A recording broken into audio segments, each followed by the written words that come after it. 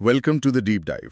आज हम इतिहास के एक ऐसे मोड़ पर नजर डाल रहे हैं जिसने दुनिया का नक्शा ही आप कह सकते हैं बदल कर रख दिया। बिल्कुल। हाँ, हमारे पास एक सोर्स है, इतिहास पर एक डिटेल्ड लेक्चर जो बताता है कि यूरोपीय कंपनियां भारत क्यों और कैसे आईं। और आज का हमारा मिशन ये समझना है कि मसालों की एक असाधारण सी लगने वाली चाहत ने कैसे साम्राज्यवाद, खोज और संघर्ष के एक पूरे युग को जन्म दे दिया। बिल्कुल, ये समझना है कि कैसे कुछ मुट्ठी भर नाविकों और व्यापारियों ने एक महाद्वीप से दूसरे महाद्वीप का सफर तय किया और भारत के सत्ता के समीकरणों को हमेशा के लिए बदल कर रख दिया। तो चलिए इस कहानी को परत दर परत खोलते हैं। जरूर। तो शुरू करने से पहले हमारा सोर्स इतिहास को समझने का एक फ्रेमवर्क देता है ना? हाँ, ये जरूरी है। इतिहास को 3 हिस्सों में बांटा गया है। प्राचीन यानी एंशिएंट हिस्ट्री, जिसमें सिंधु घाटी और मौर्य साम्राज्य आते हैं। ठीक है। फिर है मध्यकालीन यानी मिडीवल हिस्ट्री, जिसमें दिल्ली सल्तनत और मुगल काल शामिल है। और फिर आता है आधुनिक इतिहास। हाँ, मॉडर्न हिस्ट्री, जिसकी शुरुआत यूरोपीय कंपनियों के आने से ही होती है। और दिलचस्प बात यह है, जो सोर्स भी कहता है कि एग्जाम्स हो या जनरल अंडरस्टैंडिंग, सबसे ज्यादा जरूरी हिस्सा यही मॉडर्न हिस्ट्री है। आपने बिल्कुल सही नस पकड़ी है।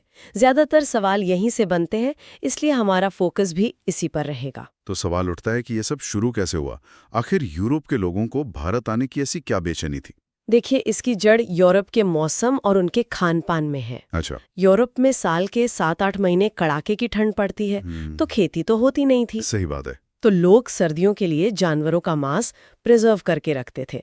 अब महीनों पुराने बिना स्वाद वाले मांस को खाने लायक बनाने के लिए उन्हें चाहिए थे मसाले। मतलब स्वाद के लिए? स्वाद और प्रिजर्वेशन के लिए भी। और दुनिया के सबसे अच्छे मसाले जैसे काली मिर्च, लौंग, दालचीनी, ये सब मिलते थे भारत में। ये एक तरह से उस जमाने के नेचुरल प्रिजर्वेटिव्स थे। लेकिन एक मिनट, व्यापार तो सदियों से हो रहा था, है ना? जमीन के रास्ते से मसाले यूरोप पहुंच ही रहे थे। तो फिर अचानक एक नए मुश्किल समुद्री रास्ते की जरूरत क्यों पड़ गई? यहीं पर कहानी में एक बड़ा ट्विस्ट आता है। क्या? ये जो जमीनी रास्ते थे, ये अरब देशों से होकर गुजरते थे। सोर्स बताता है कि 1453 में जब उस्मानिया सल्तनत ने कॉन्स्टेंटिनोपल पर कब्जा कर लिया, तो उन्होंने यूरोप जाने वाले इस रास्ते पर बहुत भारी टैक्स लगा दिए। ओह, मतलब जो चीज यहाँ से 1 रुपए की चलती थी, वो वहां पहुंचते पहुंचते 100 रुपए की हो जाती थी। बिल्कुल। और बीच में इतने बिचौलिए थे कि और तो और अरब के कबीलों ने इन रास्तों पर व्यापारिक काफिलों को लूटना भी शुरू कर दिया था। तो रास्ता महंगा भी हो गया और असुरक्षित भी। एग्जैक्टली। तो अब यूरोपियों के पास भारत पहुंचने के लिए एक सीधा समुद्री रास्ता खोजने के अलावा कोई चारा ही नहीं था। तो यहाँ से शुरू हुई खोज की दौड़, अ रेस टू इंडिया। और ये आसान तो बिल्कुल नहीं रहा होगा। ये तो उस जमाने का मून मिशन था, कह सकते हैं। सालों तक नाविक निकलते थे और कभी वापस नहीं आते थे। एक बड़ी कामयाबी मिली 1497 में, जब बार्थोलोम्यू डियाज नाम का एक पुर्तगाली नाविक अफ्रीका के सबसे दक्षिणी कोने तक पहुंचा। अच्छा, केप ऑफ गुड होप। हाँ, लेकिन उसने इसका नाम केप ऑफ गुड होप नहीं रखा था। वहां इतने भयानक समुद्री तूफान थे कि उसने उसे केप ऑफ स्टॉर्म्स यानी तूफानों का द्वीप कहा। वो इतना डर गया कि वहीं से वापस लौट गया। बाद में पुर्तगाल के राजा ने इसका नाम बदलकर केप ऑफ गुड होप रखा। मतलब एक तरह की मार्केटिंग गिमिक, ताकि दूसरे नाविकों को लगे कि हाँ, अब उम्मीद है। बिल्कुल, एक रीब्रांडिंग एक्सरसाइज जिसने इतिहास बदल दिया। पर इसी बीच उनके पड़ोसी स्पेन ने एक और भी ज्यादा एम्बिशियस आइडिया फंड कर दिया। आप कोलंबस की बात कर रही हैं? हाँ, 1492 में कोलंबस को लगा कि दुनिया गोल है, तो अगर मैं पश्चिम की तरफ जाता रहूंगा तो घूमकर भारत पहुंच ही जाऊंगा। लेकिन गणित में थोड़ा कच्चा था। हाँ। उसे अंदाजा नहीं था कि बीच में एक पूरा महाद्वीप पड़ेगा। हाँ। और वो पहुंच गया अमेरिका। और यहाँ इतिहास का एक मजेदार किस्सा है। सोर्स बताता है कि कोलंबस इतना कन्विंस्ड था कि वो भारत पहुंच गया है, हाँ, कि जब उसने वहां के लोगों को देखा जिनकी नाक शायद ठंड से लाल थी, तो उन्हें रेड इंडियन कह दिया। एक गलती जिसने एक पूरे महाद्वीप के लोगों को सदियों के लिए गलत नाम दे दिया।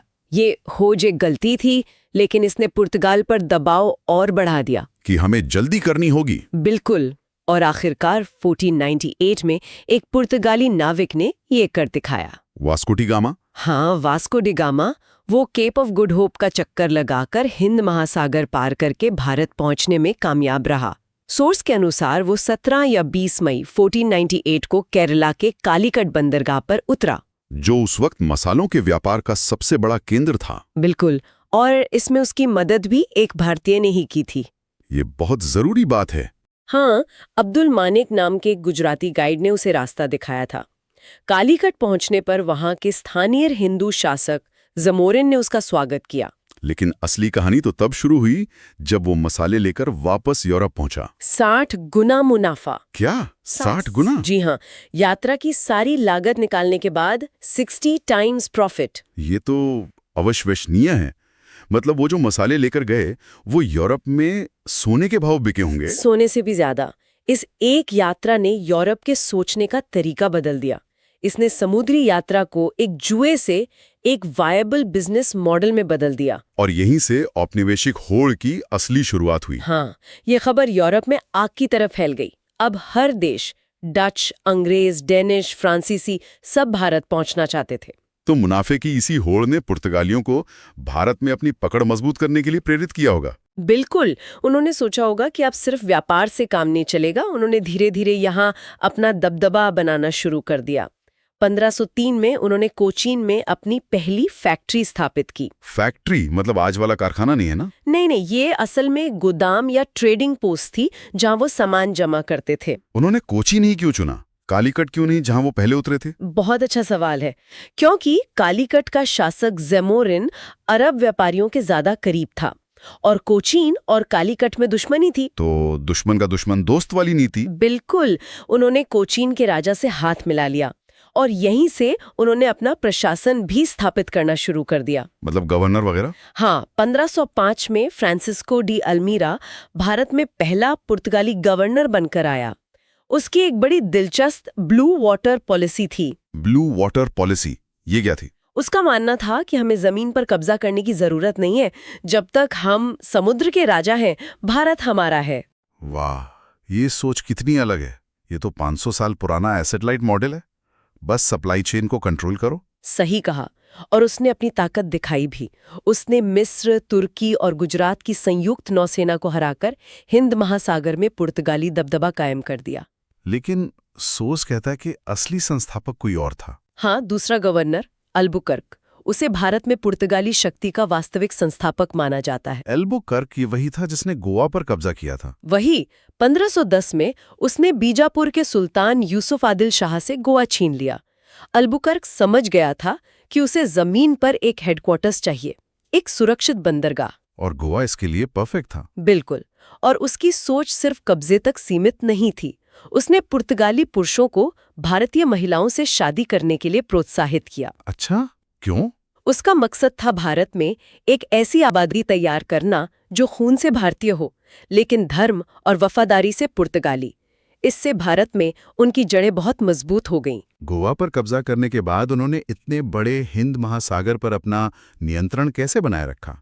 कुछ जहाज़ों के दम पर यह तो नामुमकिन लगता है। उन्होंने एक बहुत ही अनोखी और कह सकते हैं कि दबंग व्यवस्था शुरू की, जिससे कार्टेज सिस्टम कहा जाता था। कार्टेज, ये क्या था? कोई लाइसेंस जैसा? लाइसेंस से कहीं ज्यादा, ये एक तरह का समुद्री गुंडा टैक्स था।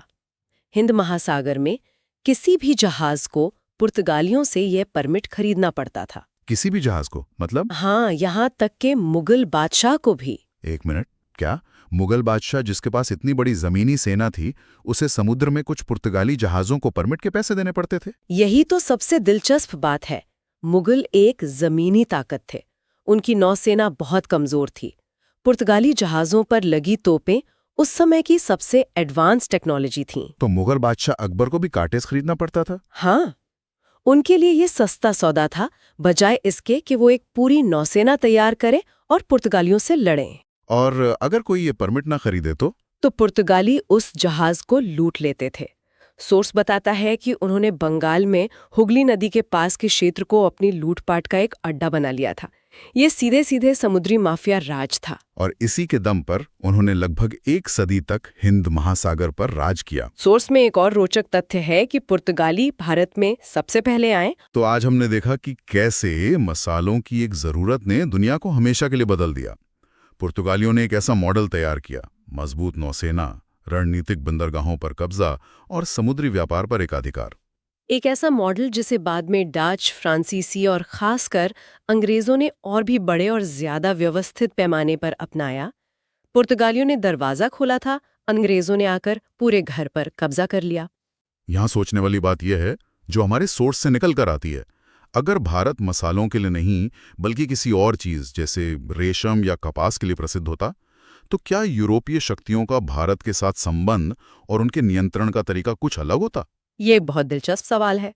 क्या तब भी वो समुद्र पर इतनी मजबूती से कब्जा करते, या उनका ध्यान जमीनी रास्तों और उत्पादन के केंद्रों पर ज्यादा होता? शायद तब वो नौसेना के बजाय एक बड़ी जमीनी सेना बनाने पर ज्यादा जोर देते, और शायद भारत का इतिहास कुछ और ही होता। ये एक ऐसा सवाल है जो इतिहास के कई और दरवाजे खोलता है।